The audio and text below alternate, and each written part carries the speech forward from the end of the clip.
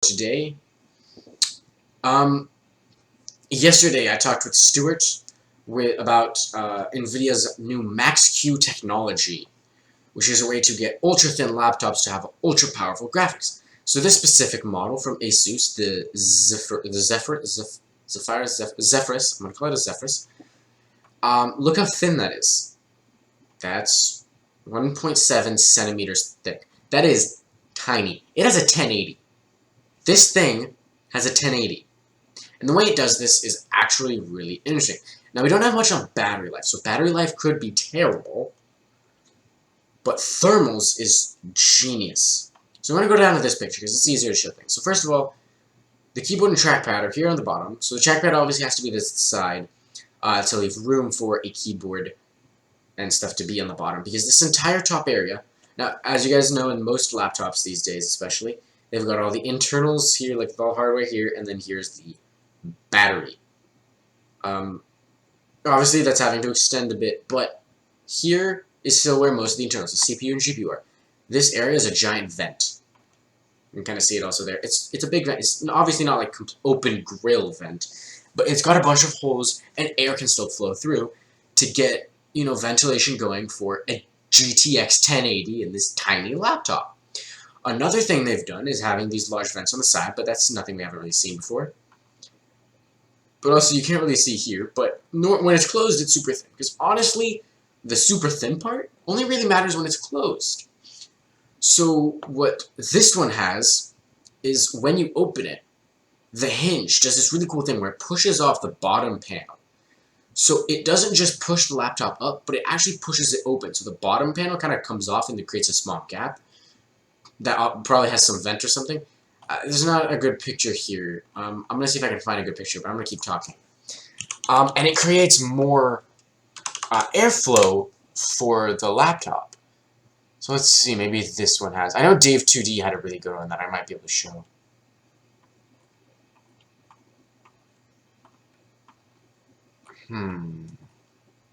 See, there we go, there we go. You see that little gap that's made? I mean, obviously it's kind of pixelated. But that gap is created by the hinge. And see, the whole thing doesn't come off. It's just a gap right here. And so that combined with these, the entire back being mostly open vents, the sides being open vents, and then having the I/O, probably in some sort of like extension PCB down here, that takes care of thermals no problem. So really the only concern now would be battery life. So assuming they have some solution to get fairly decent battery life, I'm going to say 4 hours battery life is what I'm going to call decent. 3 hours minimum of day-to-day, normal day-to-day use. Then that's pretty impressive. So yeah, that was really cool from ASUS. Another ASUS laptop, and this is the only real big thing that was announced yesterday on AMD's side, is the first Ryzen laptop, and it is big, but it's also small. That doesn't make sense. Let me clarify. It's a big deal, but it's a small laptop. I mean, it's still not like super thin. I mean, look at it. It's still a fairly thick laptop, but it's not a monstrous laptop. It's, what, 1.3 inches thick. That's, I mean, for a gaming laptop, that's pretty good. Especially when you consider the fact that it doesn't have a mobile APU. It has a full Ryzen 7 1700 CPU that I believe is overclockable. It has, this is the first laptop with an 8-core CPU. It is the most powerful laptop CPU-wise. So for like video editing and stuff, this is the laptop to get. It's the most powerful. It has an 8-core processor in laptop, the Ryzen 7 1700. And their cinematic score was a 1410. Personally, with my 1700 that I tested, I got a 1380. Now, obviously, margin of error, discrepancies, you know, consistency, whatever. But still, this is not like some like gimped out, low power 1700. This is a full Ryzen 7 1700 processor with 8 cores in a laptop. This is insane. I mean, obviously, it's probably going to be very expensive. Like, you can probably have like $1,500 absolute minimum, and the only reason I'm even considering it being that low is because it is AMD, and they do usually make things pretty cheap.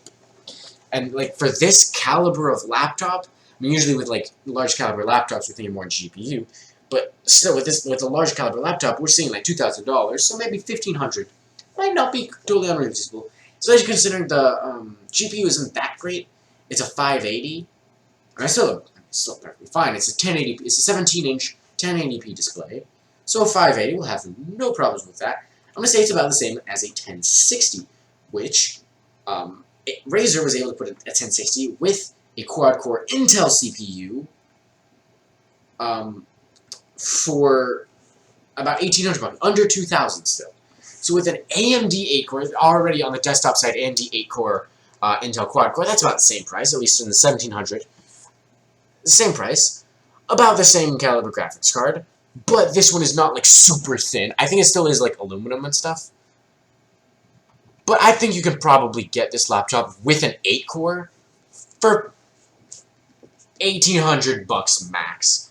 Although to be fair, it does go up to a 500GB NVMe SSD.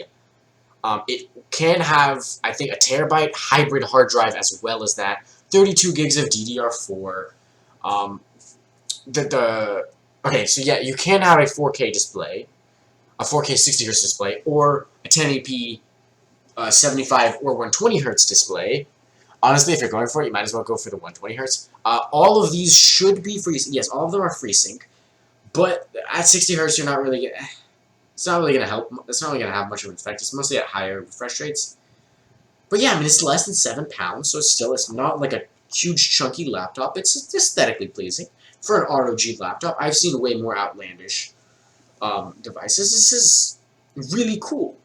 Will I get one? Absolutely not. What I'm more interested in personally is our next topic. Which one is it? Is it this one? No, is it this one? No, is it this one? Yes, it's this one. The Ryzen Mobile, the actual true mobile processor. So this is going to be an APU, with a quad-core CPU, 4 cores, 8 threads. So yes, it is having 8 threads. With, I don't think it's confirmed. It's Vega graphics. Not an HBM configuration, obviously. Probably the... I mean, it's an APU. It's always been using system RAM anyway, so what am I even talking about? But yeah, I mean, it's tiny.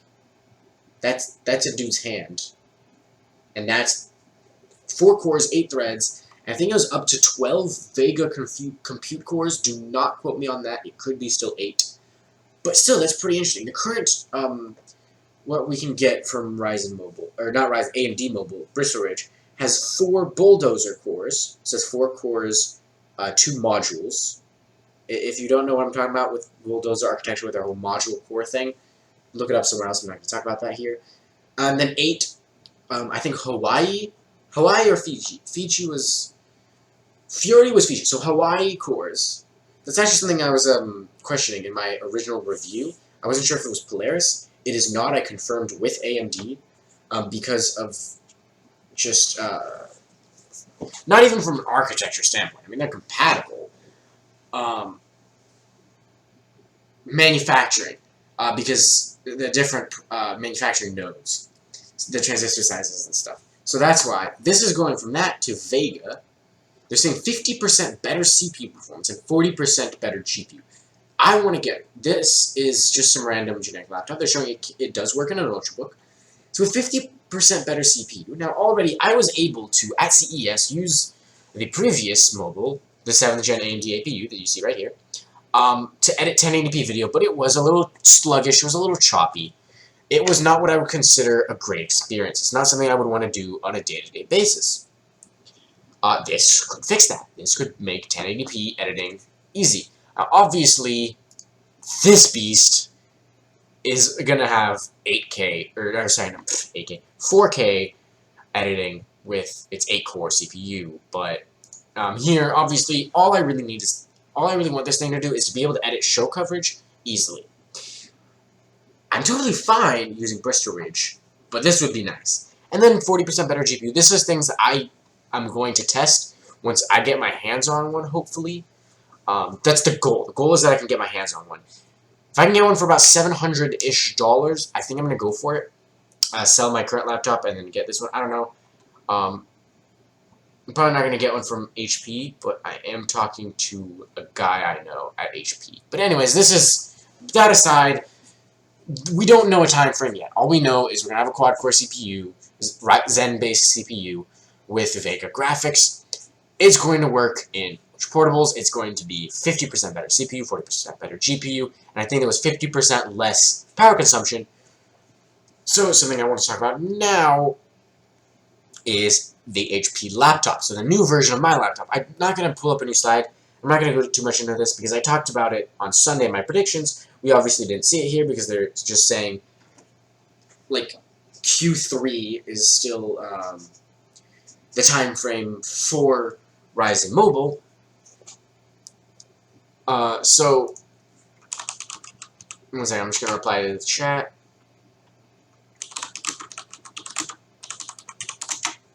Okay.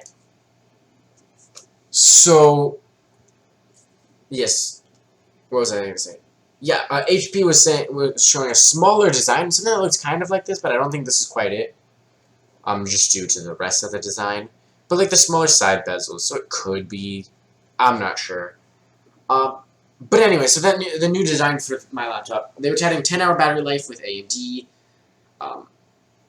Even though it's a smaller design, so I was like, okay, well, the power consumption from Ryzen would easily be able to do that. Especially since even now it's still not really. It still says coming soon, so I still think that's gonna be Ryzen Mobile in there. But anyways, that's Ryzen Mobile. Other things that they talked about, Threadripper. We've got a few more details on Threadripper, and by a few more details, I mean it has 64 PCIe lanes. So that's something I kind of talked about yesterday. I said that Linus accidentally slipped that it would have 64 PCIe lanes, even though other members said 44, because Intel, for their quad cores on X299, because again, obviously confusing platform names. So anyways, X299 Intel's, yeah, I think it's really going to be painful as next gen Intel. But anyways, back to this. Quad cores are going to have 16 PCIe lanes, same as their mainstream, which defeats the purpose, but I went into more of a rant on that yesterday. 28 lanes for 6 and 8 core processors, and then 44 lanes for 10 through 18 cores. Here they're saying all Threadripper processors, all up to 16, all models from as low as, we don't know exactly, possibly quad core, possibly 8 core, possibly 10 core, we're not sure, but all the way up to 60 core, all of them will have 64 PCIe lanes, no exceptions. Quad channel memory. So the quad core X299, the Core i7X processors from Intel, 16 PCIe lanes, dual channel memory. The higher core count Core i7X processors, quad channel memory and up to 28 PCIe lanes. The Core i9 series will have 44, and this is just saying 64. It's more for everybody, and that's probably due to the fact that if we go down, where is this? Here it is. That's the processor. So that's that same guy that was holding this, or is it the same guy? It's not the same guy. Oh. Wait, no, never mind. I remember. It is the same guy holding the actual chip. So you see, that's about the size of 2 fingernails, I'm going to say. Then there's this thing that's like the size of the palm of his hand. This, here, let me go back to my camera.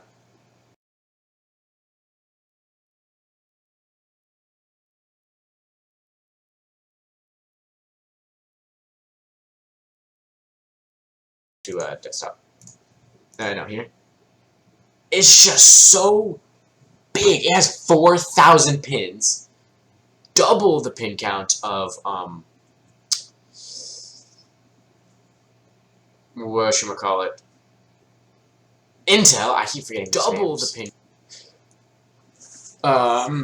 Yeah, so more pins than Intel, because it just has so much more bandwidth. All of them having 64 PCIe lanes. They actually show you can have 3 graphics cards running a full 16X plus multiple NVMe drives and a network card. You could have seriously, you could have an SLI or Crossfire setup with NVMe RAID and a capture card. and be totally okay. Everything with the full amount of lanes. I'm saying 4 lanes for capture cards and VME drives, 16 lanes for GPUs. This is absolutely insane. So people are wondering, like, why do you need this high-end platform? Because people want to connect a lot of stuff. So this is pretty cool. Other than that, we don't know. They're still saying this summer, so they have 3 months time frame to release this. Up to 16 cores, we have nothing. The only new thing we're actually seeing earlier this time still is, well, I guess it's the same time frame. They announced the processor, then the motherboards, then the actual release. We are getting some of the motherboards. They showed a Blender demo, and they showed the they showed some. This is still Blender. Blender 3D with some Radeon Vega Frontier editions, which we'll get into in just a sec. But this went by super fast. Like, this took, I'd say, a good 5 seconds or so on a 1700X. On this, presumably 1998X is what we're gonna think it's what we think it's gonna be called. It literally was like a split second and it was done. It's insane. It is so fast. Then they obviously also spent some time reflecting on previous launches. So this is a little graph they have, and this kind of proves the point that I've been making, that Ryzen is just a better bang for the buck. This is for about $499-ish. Well, actually no, because the Core i7 6850K is like $600. The 1800X is $500. So $100 less, you get 38% more performance. Here for $30 less between the 6800K and the 1700X, you get 39% more performance. For $10 less 1700 and 7700K, you get 46% more performance. Again, the trend just keeps going. $10 difference. This is the 1600X, I think, is a real bang for the buck. For $10 more than an i5 7600K, 75% more performance. Same deal. Here, $5 more, 75% more performance for a 7600. And you get overclockable on the 1600. I mean, all of these are 27%. This is the lowest. And it's still cheaper by a good $13. So all of these are all cheaper for like 30 to 75% increase in performance. And when we pit it up, performance per performance, the price difference is immense. So that's just really showing, my point. Moving on, Vega. So they showed some demos running 4 Vega Frontier editions, and then 2 or 3, 2 I think. Yes, this demo here was running a 16-core Threadripper with 2 Vega Frontier editions. So I think it was 12.5 teraflops of performance per card. So that's pretty cool. And then RX Vega, the June 27th, the Frontier edition will be available for purchase. So we're probably going to see some people getting those and putting out game reviews and saying, okay, here's what we can expect from this kind of card. June 20th is when the EPYC data, the server processors, the Opteron successors, or Xeon equivalents, the EPYC processors are going to come out June 20th, up to 32 cores on the same. It's the same socket technically as this, except the server one is called SP3, and the desktop one is called TR4. So who knows about that? But then Vega Gaming will come out at the end of July at SIGGRAPH, which I think is some gaming convention thing. So that's when we're going to get all of the RX Vega models. Yep. That's actually about it for AMD. Really the biggest thing was the new Ryzen laptop with an 8-core. They talked about Ryzen Mobile a bit. Like, they got... This time, I think the difference is instead of just announcing these products and saying this is what we're going to have, they're actually showing it working. So here they had Alien Covenant, which, funny enough, I missed watching the AMD stream live because I was with Stuart watching Alien Covenant. The movie's okay, by the way. It was really dark, so we couldn't really see very much, and then it felt kind of slow at times. I don't know, it was weird. It wasn't bad per se, but anyways, back to the story. They showed things working. They showed working Threadripper. They showed actual demos of performance, and they're saying, hey, it's good. So hopefully in the next 2-3 months, we'll see more of this stuff. I'm going to guess probably end of the summer, maybe end of July if we're lucky. But probably closer in the August time frame is when we're going to see like true Ryzen mobile, and then Threadripper. So yeah, we'll have to see. Moving on, motherboards. So ASRock and Gigabyte have also shown off some X399 boards. That's the new TR4 socket. Is it TR4? I would say like T4R. TR4, even though the socket says SP3 on it, because that's a server name. As I talked about, it's huge. It's got 4,000 pins. It's just massive. I mean, yeah. You need a screwdriver to open it, because it doesn't even use a retention on thing, because that would just bend because it'd have to be so long. So this is Gigabyte's Aorus Gaming 7. It's got plenty of PCIe slots. It's big. It's got a new style that's different from the one that they showed with the X370 board. And it's the same style they have with X299 on Intel. So instead of being like angles, like a bunch of different angles, but each was smooth, it seems like it's like they're trying to like dig in these channels into it now. Channels, everything. And that's kind of the new look they're going for. I think it looks nice. Both of them look very nice. Equally nice. Honestly, I don't really care much for the exact design. Mostly like the colors and the fact that it's covering stuff. I don't know. But it still looks... It's still a very nice looking motherboard. It's got plenty of features. I mean, it's the top... It's going to be their flagship X399 board. It obviously going to have RGB galore. You can bet on it. A feature... Honestly, the only feature I miss on my motherboard, I don't really miss that I wish I had, was that USB 3.1 connector that you can see right there, but it's going to be a while before we see cases with that. It's still kind of disappointing. Oh, do I need to go back? That's starting. So that's from Gigabyte. Yeah, we see plenty. We've got I/O. I/O is standard. I mean, there's nothing really super special or unexpected. But yeah, it's still nice to see. Then we got ASRock's boards. So we have these two boards. This is their professional gaming, and then their Tai Chi. Now the interesting thing about the Tai Chi is they're going away with their classic white designs. Previously, Tai Chi motherboards were known for having the gears. I mean, obviously, yes, there's still gear design, but it was painted in white. So now it's, you know, slightly lighter gray, and it's got that. It's silver. It's more subdued. A lot of companies are moving away from having like strong color. See, yes, there. X370 Tai Chi. See, Tai Chi always has white, but now it doesn't. A lot of companies are moving towards just monochrome. Maybe a few accent colors on special boards, but really just try to get as just black as you can, with some of them going for white, or silver occasionally. But because especially now the RGB is like the big deal, RGB doesn't look great if you have red paint or green paint. So anyways, this one, the professional gaming, is obviously an extended ATX board. I mean, you can see even the size difference. It's not because of anything extra on the side. It's really just on this side that is taking up space. And so obviously that's creating a gap here. And that's how you can really tell it's extended ATX. This one looks like it's just plain ATX. They both look like they're very nice motherboards. AMD's probably not happy about the fact that the Tai Chi board has a huge Intel logo on it, because it uses an Intel gigabit LAN controller for the LAN, because, you know, Intel has one, AMD doesn't, and they want to use premium stuff. They're not going to use just like MediaTek or whatever. Or Realtek, sorry. So obviously they have to put in a giant Intel logo, and that was kind of Intel saying, haha, and laughing at them.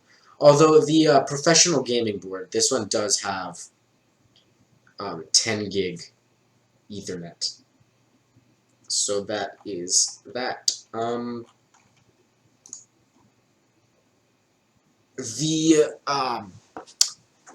We talked about this yesterday. I want to talk a bit more about it, though. The Zenith Extreme.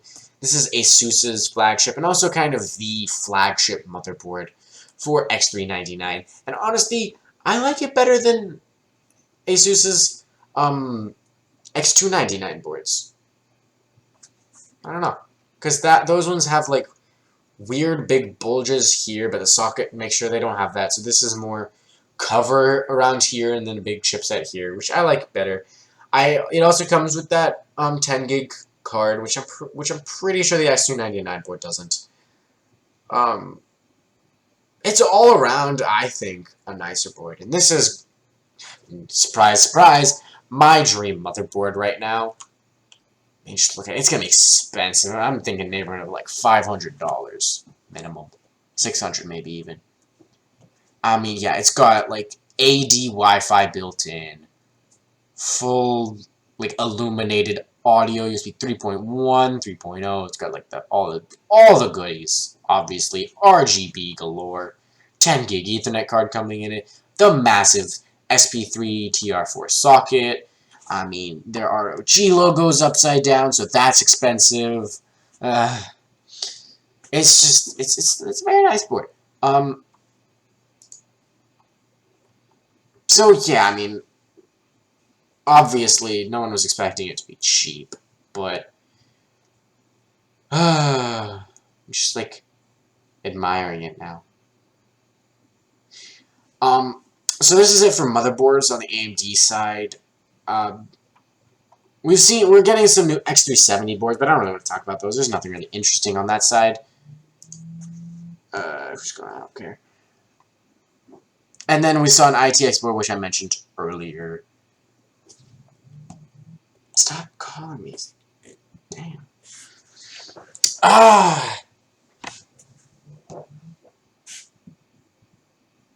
Do not disturb. There we go. Now you can't call me. And I mean, that's really it. Yeah, it was only like a half hour.